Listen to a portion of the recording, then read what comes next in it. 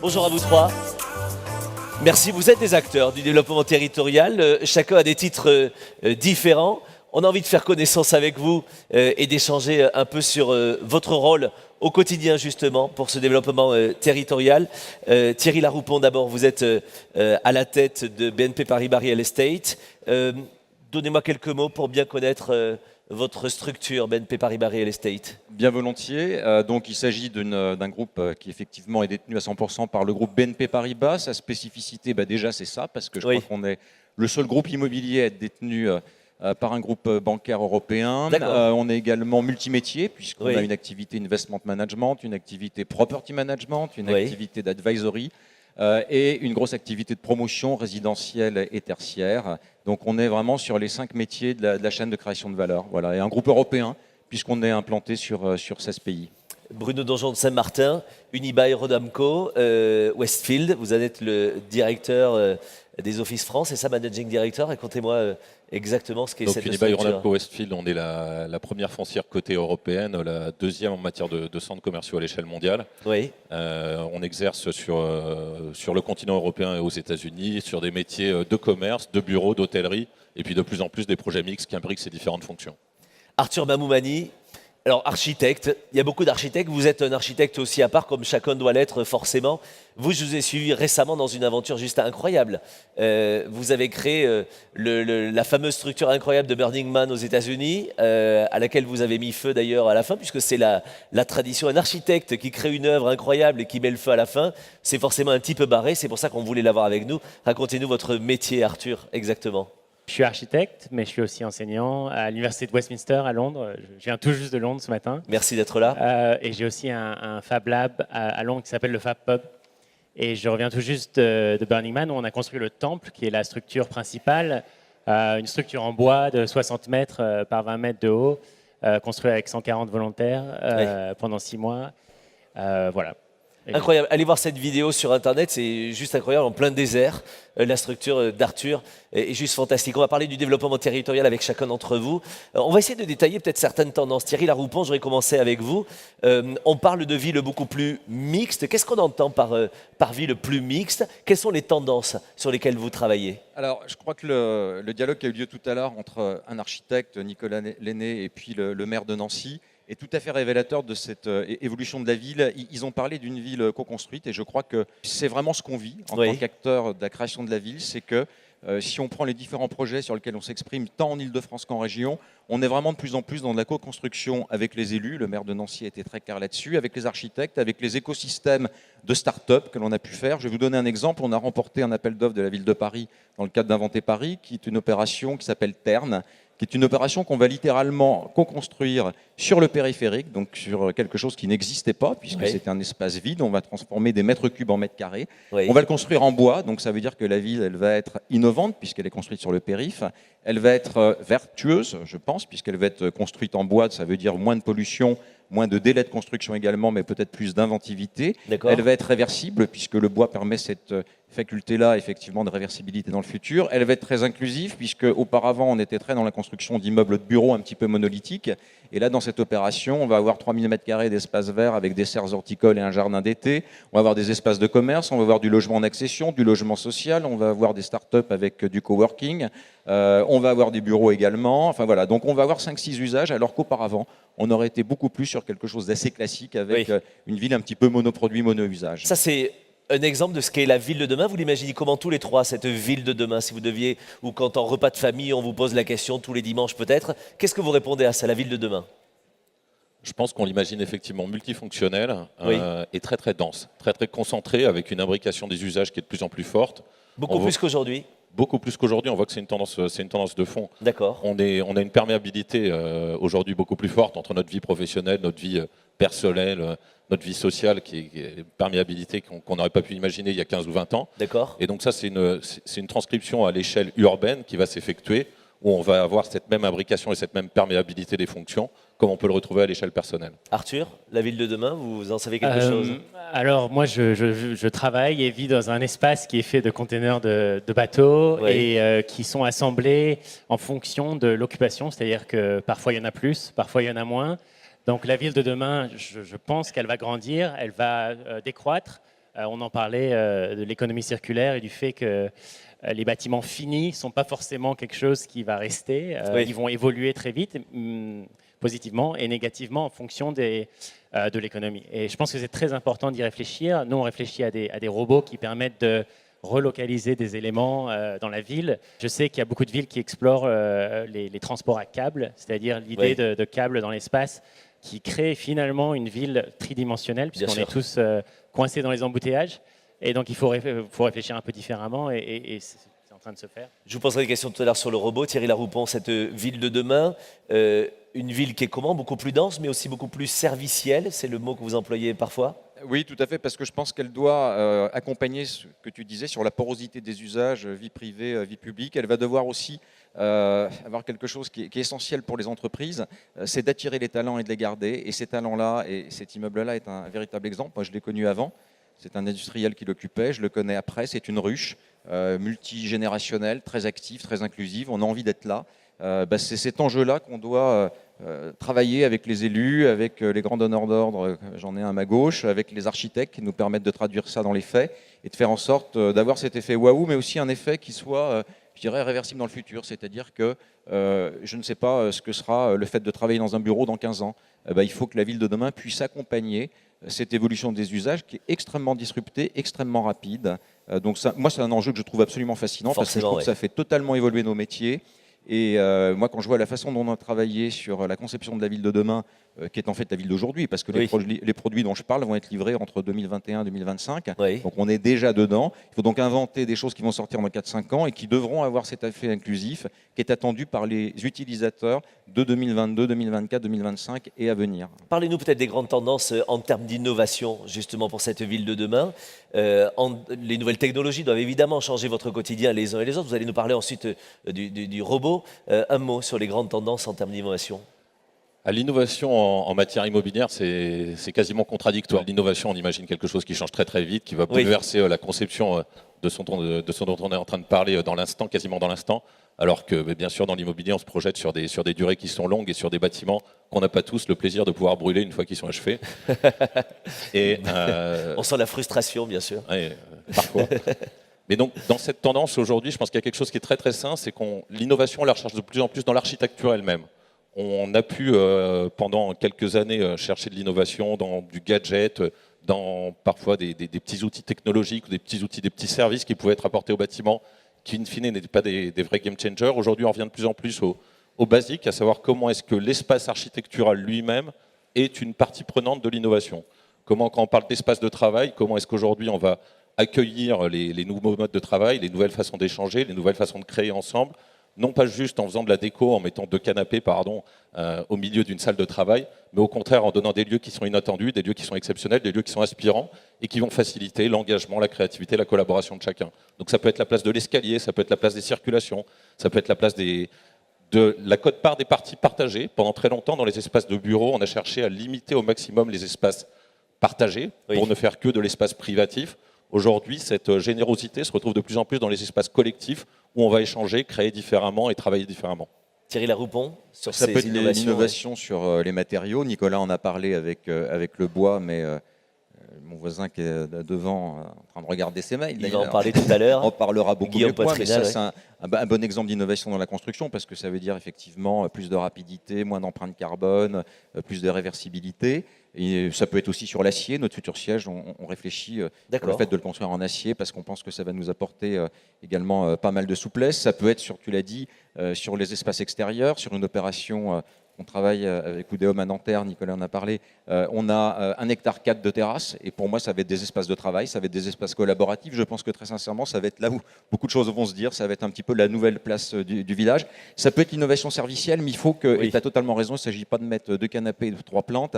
Il faut, quelle est la valeur, mais c'est bien, mais ça ne suffit pas. Quelle est la valeur d'usage additionnelle que ça donne à l'utilisateur? Un exemple, un seul, l'intelligence artificielle de quartier. C'est une forme de conciergerie interactive qui fait qu'effectivement, tout ce qu'on va proposer ne va être pas proposé par mode de silo ou vertical d'usage, c'est-à-dire bureau, logement, commerce, etc., mais ça va être partagé avec l'ensemble des différents habitants. Nous, on est allé un petit peu plus loin sur un des quartiers qu'on est en train de concevoir, qui s'appelle 17 Co, qui est entre la porte de Saint-Ouen et la porte de Clignancourt. On a littéralement co-construit quand on a répondu au concours avec les habitants, avec une appli qui a été gérée par une jeune femme qui s'appelle Julie Pémaudan dans Flucity, et on a co-construit avec les habitants, notamment je pense à la barre de France Habitat qu'il y a derrière, le type de produit qu'ils étaient prêts à accepter dans cet environnement-là. C'est la première fois qu'on a fait ça. Et on a remporté le concours. Voilà. Très bien. Arthur Bamoumani, vous avez créé un robot qui s'appelle Polybot, un robot de construction. C'est quoi un robot de construction ? Alors, juste dans la continuation, les objets physiques, notre monde physique et le monde virtuel, ils sont en train de se confondre. On est à WeWork, on est dans un espace, mais en fait, on est dans un espace connecté, une sorte de club mondial du WeWork qui est lié à travers l'Internet et qui permet de faire des connexions bien au-delà de cet espace physique. Pareil sur les objets vont être liés à leur équivalent numérique. Oui. Nous, on imprime en 3D, on écrit des logiciels pour justement lier nos modèles numériques avec les objets physiques qui sont créés. D'accord. Donc notre bureau est en fait une usine. On n'a plus besoin d'envoyer des dessins à un maître d'ouvrage qui va les envoyer. L'idée qu'on voudrait explorer, c'est l'idée de pouvoir envoyer nos fichiers directement au GRU, de ne pas passer par un intermédiaire et de pouvoir adapter les sites de la même manière qu'on envoie des fichiers à nos imprimantes 3D. Donc, comment réfléchir à un robot de construction à l'échelle de la ville? C'était la question qu'on s'était posée et les ingénieurs Arup en Angleterre nous ont donné un fonds pour faire ça. Et donc, on a développé notre robot qui est un robot à câble. Donc, dans l'idée de ces câbles légers, portables, qui peuvent s'adapter à une distance énorme et par un système de poulies, on peut rediriger un élément dans l'espace, s'accrocher au mur d'une ville existante et créer les bâtiments de demain qui, justement, pourront être construits en emmenant les matériaux bruts et laisser le robot venir les assembler et peut-être les désassembler. Pourquoi pas laisser le robot en place? C'est l'idée qu'on a eue et qu'on a développée. Et vous allez tester sur un espace de jeu en particulier ou vous avez un quartier sur lequel vous allez tester ça ou pas encore? Peut-être un jour. Pour l'instant, on l'a installé à Arup. On en a un chez nous, dans cette agence d'ingénierie. La semaine prochaine, on l'installe à la haute Tate Modern à Londres. Enfin, on va le mettre dans un espace externe qui va nous permettre de tester ça de manière extérieure. Bon, c'est un projet qu'on a développé justement grâce à nos machines qu'on a, grâce à notre usine. J'imagine que quand on parle d'innovation et quand on parle de développement territorial, il ne faut surtout pas oublier l'ancien. On parle beaucoup de neuf, de nouveau, de construction. Qu'est-ce que l'on fait avec l'ancien pour qu'il participe aussi de ce mouvement dans le développement territorial, qu'il ne soit pas oublié, qu'il ne soit pas laissé comme un musée mort, comme un bâtiment mort finalement qui ne vit pas, mais bien au contraire pour lui redonner vie et peut-être une couche de modernité. Thierry Laroupon, c'est un objectif que vous avez régulièrement ?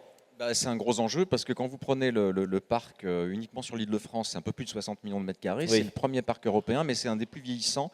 Vous avez plus de 80% de ce parc qui a plus de 20 ans. Donc ça veut dire qu'il y a un gros enjeu de reconversion, réécriture et interprétation.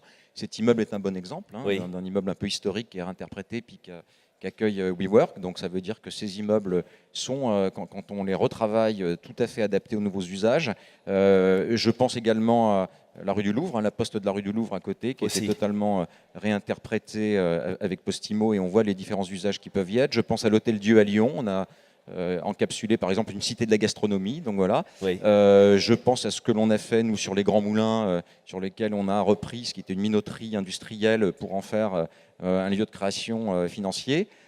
Et puis, je pense à notre futur siège à Boulogne, qui est un ancien hôtel industriel Renault. Je sais que Cécile de Guilbon fait partie de vos intervenants par la suite. Exactement. On va totalement réinterpréter cet immeuble qui avait été signé par un très grand architecte français, qui est Claude Vasconi, réinterprété par Jacob McFarlane. On va faire travailler Dominique Perrault. On va garder à peu près 50% des chaînes industrielles existants. On va réemployer une grande partie des matériaux, des briques, de l'acier dans notre futur siège. Et on va faire ensuite une rue qui va être comme un passage intérieur parisien, totalement ouvert aux habitants. Donc voilà un bon exemple de reconversion d'un ancien atelier industriel qui était un des fleurons de l'industrie automobile de Boulogne-Billancourt, qui va être retravaillé par un acteur de l'immobilier qui va en faire un lieu ouvert aux usages et puis ouvert à la population. Voilà. Bruno, du neuf avec du vieux, du moderne avec du vieux. On aime beaucoup ça. Oui. On aime beaucoup ça. Enfin, comme l'a dit Thierry, je crois qu'on est dans un très bel exemple d'immeuble qui a su trouver une deuxième vie, un second souffle, en sachant accueillir ce qui est parmi les plus innovants en matière de mode de travail et de mode d'accueil des entreprises incarné par WeWork. Donc effectivement, c'est un enjeu qui est particulièrement important. Après ça, on a, Dieu merci, un parc qui est vieillissant, mais dont une bonne partie est capable d'accueillir ces nouveaux usages et ces nouveaux modes de travail. On vous pose la question, puisqu'on parle de ça, du bien-être des collaborateurs de plus en plus. Arthur, est-ce que quand on vient voir l'architecte que vous êtes, on vous parle maintenant de la place de l'humain, on ne vous parle pas uniquement d'œuvres architecturales, on ne vous parle pas uniquement de murs ou de matériaux, on vous parle d'abord de la vie à l'intérieur et notamment du bien-être des collaborateurs et des gens qui vont vivre dans vos bâtiments? Ah, ça c'est très intéressant. Oui, en effet, il y a des rapports qui expliquent la présence des plantes dans l'espace et qui nous permettent de travailler mieux. Aussi des formes qui sont inspirantes et qui permettent justement la concentration et le rêve. Je sais que Einstein a découvert la relativité en regardant, pas forcément en travaillant, mais en étant distrait et en regardant comme ça le ciel. Et nous, on nous a demandé en effet de travailler sur des bâtiments existants et de réfléchir à des éléments, pas forcément de la fonction pure, oui, comme le pensaient les modernistes, mais de la fonction émotionnelle. C'est assez différent. Nous, on travaille avec des outils algorithmiques, donc on travaille avec des logiciels pour réanalyser justement les paramètres qui guident un bâtiment, que ce soit les paramètres environnementaux, de la structure. Donc, en fait, on fait grandir nos géométries dans l'ordinateur avec l'intelligence artificielle et tout ça. Donc, les formes qu'on crée sont très naturelles puisqu'elles évoluent dans l'ordinateur comme elles évolueraient dans la nature. Et du coup, ça crée des formes qui sont plutôt inhabituelles. Voilà. Et donc, ça permet d'avoir ce rapport naturel avec des formes artificielles. Je ne sais pas si ça a du sens, mais voilà. Oui, ça a du sens. Bruno, la question, on vous la pose tous les jours certainement, la place du bien-être des collaborateurs, des visiteurs, des gens qui passent, des gens qui vivent. Elle est centrale. Elle est centrale. Comme l'a dit Thierry tout à l'heure, je pense que la principale problématique, d'ailleurs, qui est rencontrée aussi bien par les startups que par les très grands groupes aujourd'hui, c'est l'attraction des meilleurs talents, c'est la rétention des meilleurs talents, c'est l'épanouissement, le fait de faire croître ses collaborateurs. Et l'outil immobilier est évidemment fantastique pour gérer cette problématique. On est capable, on passe plus de temps au bureau aujourd'hui, ou presque plus de temps au bureau que chez soi. Donc, quelle que soit la forme du lieu, l'interaction entre l'espace de travail et l'individu est évidemment essentiel sur son bien-être, et de nombreuses études ont prouvé que le bien-être était essentiel pour la créativité, pour l'épanouissement et pour l'évolution professionnelle de tout un chacun. Après, ça ne se traduit pas uniquement, encore une fois, par de la verdure, ça se traduit par un rapport à la lumière repensé, un rapport à l'extérieur, un rapport aux fonctions que je vais avoir dans la journée. Comment est-ce que je vais interagir, comment est-ce que je vais croiser les gens avec qui je travaille, où est-ce que je vais les croiser, quelle perméabilité m'offre encore une fois l'espace de travail pour mieux échanger avec mon collaborateur. Et l'outil immobilier doit être placé au centre, encore une fois. Et encore une fois, c'est la conception architecturale, pas la décoration, pas l'animation servicielle, c'est la conception architecturale qui doit être placée au centre de cette problématique. Thierry Laroupon, d'accord là-dessus? On ne peut plus d'accord là-dessus. Moi, ma terreur quand j'étais jeune, c'était de m'ennuyer. C'était pas de pas trouver un job, c'était de m'ennuyer. Ouais. Donc je suis servi, je m'ennuie pas vraiment. Et je pense que ce que tu dis sur les talents, c'est vraiment essentiel. Entourons-nous de gens plus brillants que nous, ça nous poussera vers le haut. Hein. Accessoirement, ils nous remplaceront un jour, mais tant mieux. Quelque part, ça pousse l'entreprise vers le haut. Moi, je regarde souvent 2-3 indicateurs qui sont avant les indicateurs financiers. C'est le GPS. C'est le Global People Survey, c'est pas le truc dans la voiture. Ouais. C'est pour moi un outil de management considérable. C'est quoi le Global C'est que tous les ans chez nous, les collaborateurs sont interrogés sur toute une série d'items, il y en a une soixantaine. Oui. Tout ça, c'est autour du bonheur au travail. Et très sincèrement, moi je crois qu'il y a un trait direct. Quand les gens sont heureux, épanouis, équilibrés, qu'ils ont le sentiment qu'on leur assure la mobilité, la formation, le respect, la diversité, tout ça, ça se traduit par le PIB ensuite, mais ça n'est qu'une conséquence de tout ça. Voilà. Et ça ne doit pas arriver avant cette notion d'être dans une entreprise dans laquelle on sent que vous avez des valeurs, de l'éthique, une stratégie, une direction, des engagements, notamment en termes de RSE. Et moi, je pense que l'architecture, la conception de la ville, tout ça en fait partie.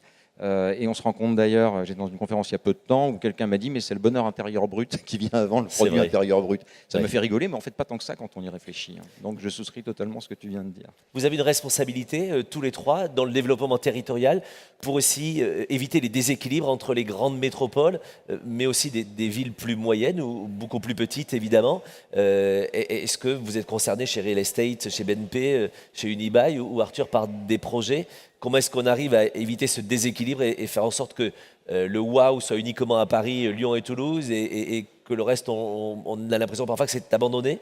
On vous pose cette question, on vous challenge là-dessus? Oui, on nous a demandé de faire un hôtel qui peut être démonté et remonté d'une ville à l'autre et qui soit capable d'être habité justement par cette communauté nomade. Je pense que l'idée d'une ville plutôt qu'une autre est un peu dépassée dans le sens où on voyage tous, enfin je vais faire dans cette salle, on a accès à des espaces comme ceux de WeWork où il ne s'agit pas d'être dans un lieu, un bureau, une maison, on utilise Airbnb, donc il y a des nouvelles idées qu'il faut appliquer justement à plus de notions, comme par exemple les hôtels, les maisons. Comment réfléchir à ça en tant qu'architecte? Encore une fois, l'idée de structure démontable, c'est pas quelque chose d'évident. On nous enseigne pas ça à l'école. Moi, j'ai regardé plutôt à des gens comme Buckminster Fuller ou des architectes ingénieurs qui pensaient un peu différemment et qui permettaient de penser au projet comme système plutôt que forme.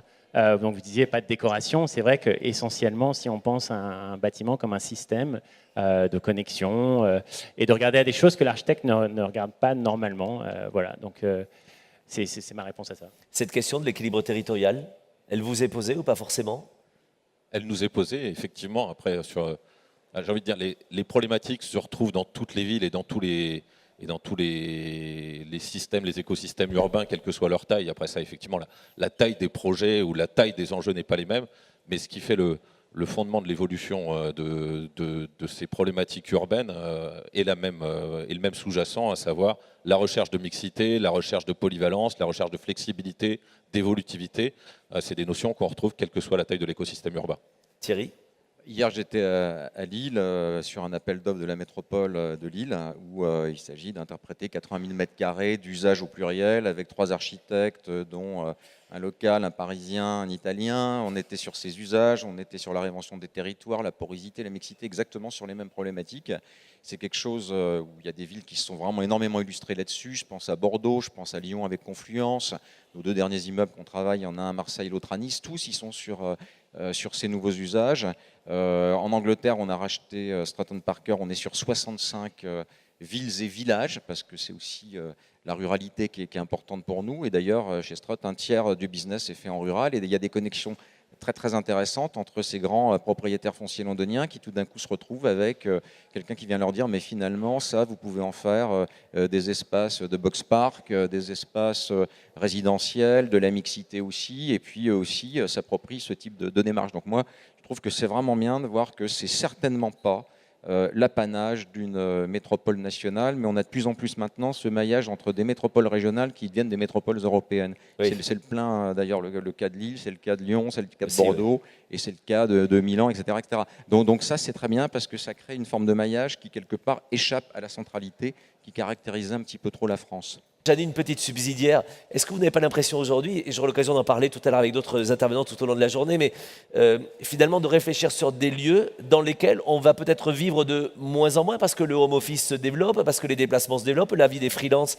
aussi se développe et on va se déplacer de client en client. Finalement, vous faites des très beaux lieux dans lesquels on va être peut-être de moins en moins pour travailler. Est-ce que je me trompe? Est-ce que c'est une idée reçue? Bruno? Alors, je ne sais pas si on y sera de moins en moins, mais en tout cas, ils seront de plus en plus nécessaires. Ils auront de plus en plus de sens, contrairement à ce qu'on peut penser. Effectivement, avec la mobilité qui s'accélère, le siège social, pour l'appeler ainsi, sera un lieu qui devra faire du sens, qui sera un lieu de rencontre, qui sera un lieu de partage des valeurs, qui sera un lieu de plus en plus tourné vers la collaboration physique, là où on aura des meetings par moyens de communication multimédia interposés. Donc c'est des objets dans lesquels on va devoir investir davantage en fonction de destinations qui auront été repensées, encore une fois, axées autour de l'échange, de la création, du partage de valeurs, Et ça va donner des bâtiments qui vont être encore plus en jeu et encore une fois dans laquelle la composante architecturale, je tourne autour, devra être très précise, pointue et affirmée. Je me plante dans ma question? Oui. En fait, ce que tu viens de dire, c'est que plus que la durée d'usage, c'est la notion de plaisir d'usage qui va arriver. Qu'est-ce qui fait que dans ces bâtiments que vous allez concevoir avec nous tous, avec les sociologues, etc., nos collaborateurs et collaboratrices, nos clients, les gens de la population environnante auront envie de venir? Il faut que ça devienne aussi quelque part des lieux de destination en fonction de séquences de vie qui ne sont peut-être pas forcément les mêmes. Voilà. Donc ça veut dire qu'on va devoir créer des espaces dont il faut accepter qu'ils soient partagés, qu'ils soient communs, qui ne servent pas de 8h du matin à 7h du soir, mais peut-être le week-end, peut-être tard le soir, des rooftops, des choses comme ça. On est en train de travailler tout ça sur notre futur siège. Je vous donne rendez-vous fin 2021. J'espère qu'on arrivera à une copie qui sera un petit peu enthousiasmante en termes de plaisir d'usage. Sur l'usage, justement, Arthur. Je suis tout à fait d'accord avec vous. Les sièges sociaux, les bureaux, tout ça vont se dissoudre. Et on aura des entrepreneurs. La plupart des gens seront des entrepreneurs ou des freelanceurs. Il y aura beaucoup moins d'employés. Et les bureaux vont vraiment devenir l'endroit où les gens veulent aller travailler. C'est-à-dire qu'il y a de plus en plus de gens qui vont, je sais pas, en Indonésie, à Bali, en Thaïlande, des entrepreneurs qui ne veulent pas payer les loyers de Londres faramineux et qui vont réduire leur burn rate en allant dans des plages et à travailler. C'est beaucoup plus sympathique et surtout, ça leur permet de survivre plus longtemps pendant qu'ils développent les applications ou les prototypes qui leur permettent de créer leur entreprise. Donc je pense qu'en tant qu'architecte, c'est très important de réfléchir à ça. Qu'est-ce qu'on emmène à cette nouvelle communauté qui émerge, plutôt que de réfléchir à des bâtiments qu'on sait qu'ils vont vraiment s'adapter à cette nouvelle situation. Donc il faut penser encore plus long terme, je pense. Merci de nous amener à penser beaucoup plus loin. Ils étaient vos invités ce matin. Vous pouvez les applaudir, s'il vous plaît. Merci beaucoup, Bruno, Thierry, Arthur. Merci pour ces contributions. À vous trois.